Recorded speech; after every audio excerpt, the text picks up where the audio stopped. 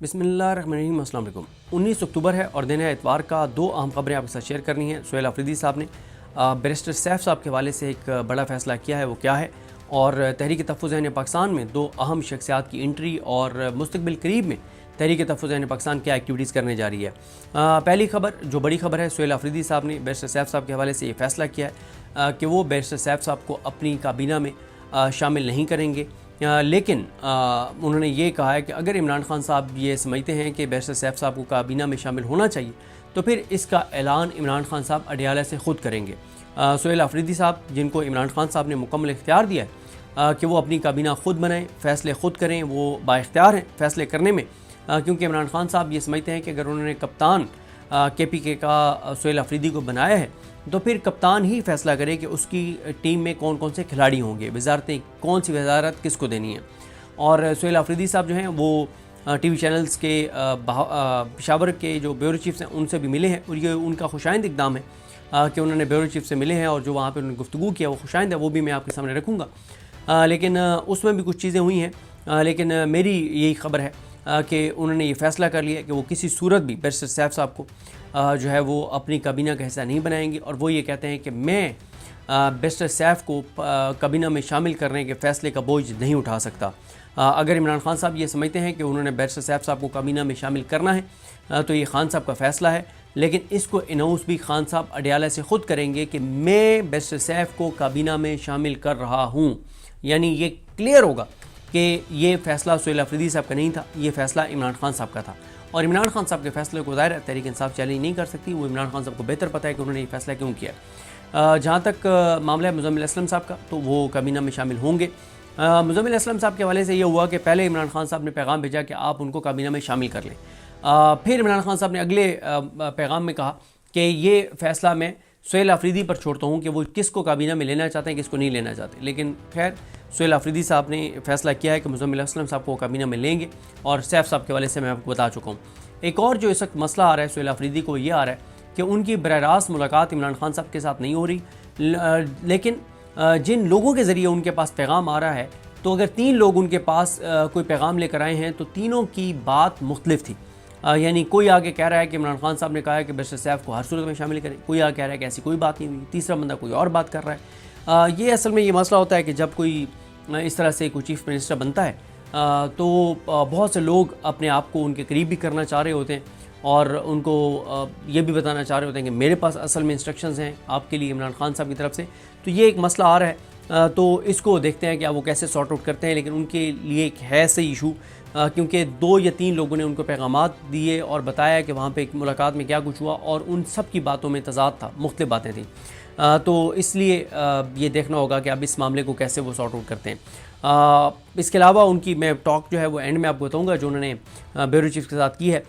एक इशू जो मेरी अब्दुल लतीफ़ चित्राली साहब के हवाले से मैंने जुनैद अकबर साहब के ट्वीट का जिक्र किया था, तो मेरी बात हुई है अब्दुल लतीफ़ चित्राली साहब के भाई के साथ। उन्होंने बताया है कि अब्दुल लतीफ़ चित्राली साहब को 9 मई के जो झूठे केस में सज़ा दी गई कि इस्लामाबाद में उन्होंने थाना जलाया, तो उनको हाई सिक्योरिटी जोन में जो है वो अडियाला के अंदर रखा गया है, और उनको जो उनके जो एक राइट्स हैं वो उनको हकूक़ जो हैं एक कैदी के तौर पे, जो एक पाकिस्तानी के तौर पे, और जो उनका स्ट्रेचर है उसके मुताबिक उनको नहीं दिए जा रहे। देखें, ये ठीक नहीं है, वक्त गुजर जाएगा। पंजाब हुकूमत में आज जो लोग बैठे हैं कल को नहीं होंगे, लेकिन ये जो नफ़रत के बीज बो रहे हैं ना, कि चित्राल के लाखों लोगों का जो नुमाइंदा है, जो मुंतखब नुमाइंदा है, जो झूठे केस में जिसको सज़ा दी गई है और उसको नाहक कैद में वो है, और उसको आप पंजाब की अदालत में अजियत देंगे, तो आप क्या मैसेज देना चाहते हैं? ये तो अल्लाह ताला का करोड़ा एहसान है कि KPK के लोग और पंजाब के लोग एक दूसरे से मोहब्बत करते हैं।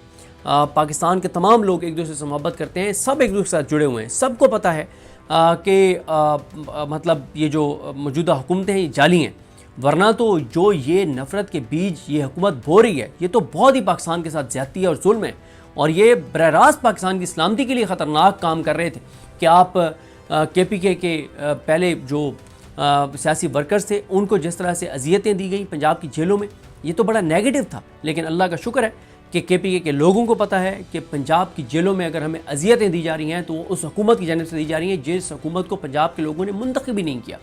तो ये लोग जो है ये मुसल्लत शुदा हैं, ये आवाम के नुमाइंदे नहीं हैं, वरना तो KPK में बहुत नेगेटिव मैसेज आता कि पंजाब की जेलों में KPK के नौजवानों के साथ, लोगों के साथ क्या हो रहा है। और अब ये अब्दुल लतीफ़ चित्राली साहब वाला मामला भी। तो बहरहाल जी ये चीज़ें नहीं करनी चाहिए। पाकिस्तान के अंदर पहले ही चीज़ें बहुत ज़्यादा ख़राब हैं, तो KPK से ताल्लुक़ रखने वाले चित्राल के लाखों लोगों के वोटों से मुंतखब MNA, और पता भी सबको है कि झूठे केस में उनको सज़ा दी गई, उनको इस तरह से, और सज़ा उनको इमरान खान से वफा की दी गई। तो ये बहरहाल मुनासिब नहीं है। बाकी तहरीक तहफ़्फ़ुज़ यानी पाकिस्तान के साथ बड़ी बेहतरीन कोऑर्डिनेशन होने जा रही है सुहेल आफरीदी की। तहरीक तहफ़्फ़ुज़ यानी पाकिस्तान को KPK के महाज पर वो खिलाड़ी मिल गया है जो उनकी पेस पे चलेगा, जो उनकी स्पीड पे चलेगा, जो उनके साथ शाना बिशाना चलेगा। इससे पहले अली अमीन गंडापुर साहब जो हैं वो जो कुछ कर रहे थे, वो आप सबको मालूम है कि वो इस तरह के इक़दाम कर रहे थे जो तहरीक तहफ़्फ़ुज़ यानी पाकिस्तान के ख़िलाफ़ थे। और महमूद हसन चकज़ई साहब और अल्लामा राजा नासिर अब्बास साहब ने 27 सितंबर के जलसे में जाने से इनकार कर दिया था और कहा था कि जिस इवेंट का मेज़बान अली अमीन गंडापुर होगा उस इवेंट में हम शरीक नहीं होंगे। और इसी तरह से जो अपोजिशन लीडर वाला मामला है वो फंसा हुआ है। 76 में से 74 अरकान कौमी असम्बली ने साइन कर दिए हैं।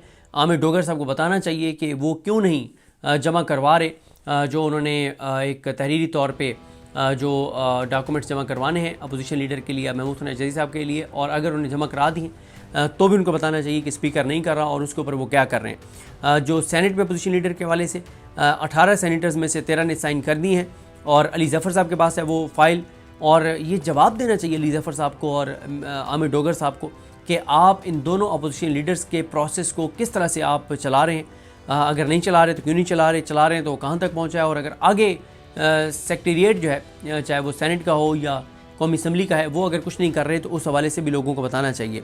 इमरान खान साहब ने आज़ाद कश्मीर के हवाले से भी कहा है कि आज़ाद कश्मीर में भरपूर तरीके से वहाँ की जो अवामी एक्शन कमेटी के मुतालबात और मुआहदा है उसके ऊपर जो पहरा देना है उसमें तहरीक इंसाफ पेश रहे, और इसलिए कहा गया कि खालिद यूसुफ चौधरी साहब जो हैं उनको इमरान खान साहब ने कहा है कि सारे मामले में ऑन बोर्ड रखें।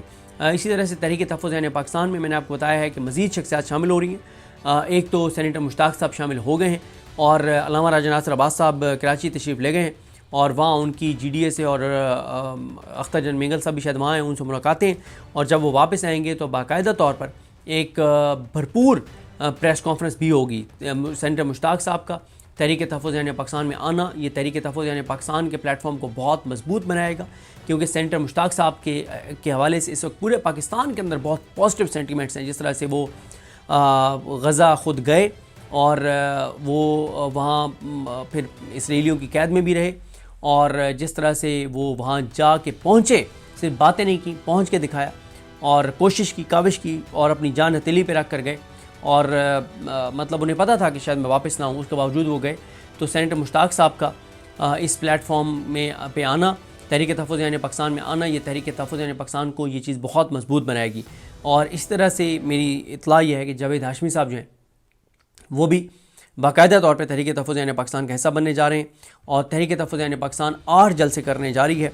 पंजाब के हवाले से आज फ़ैसला हो जाएगा तारीख़ों का या मतलब शहरों का, और बाकी जो है वो हर सूबे के अंदर 2-2 जलसे जो है वो तहरीक तहफ़्फ़ुज़ यानी पाकिस्तान करने जा रही है। मुझे अपनी दुआ में याद रखें। अल्लाह हम सबका हामी नासर। अल्लाह हाफ़िज़।